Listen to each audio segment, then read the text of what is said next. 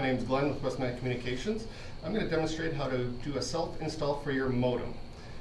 First off, in your kit that you receive, you're going to get a white patch cord. You're going to attach that to the back of the modem.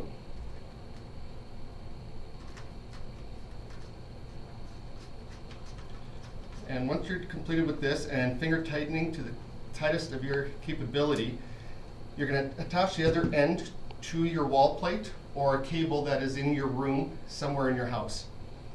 Once you've completed that, you're going to plug the power supply into the wall and at the back of the modem.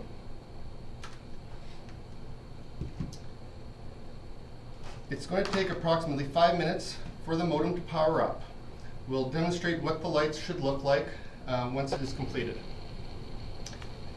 After 5 minutes of waiting, you can see that the lights have come up on the front of the modem. We have a power light, 2 blue lights below that, and a 4th green light. These are required for normal operation of the modem. Below that, we have our Wi-Fi radios, the 2.4 gigahertz and the 5 gigahertz radio. When those are lit up, they are functioning and ready to go. On the back of the modem, you will find the SSID or the Wi-Fi name and the password. On this white label, there's a 2.4 and 5 gigahertz. Just log in using the 2.4 gigahertz username and password. The modem will function fine just using that information.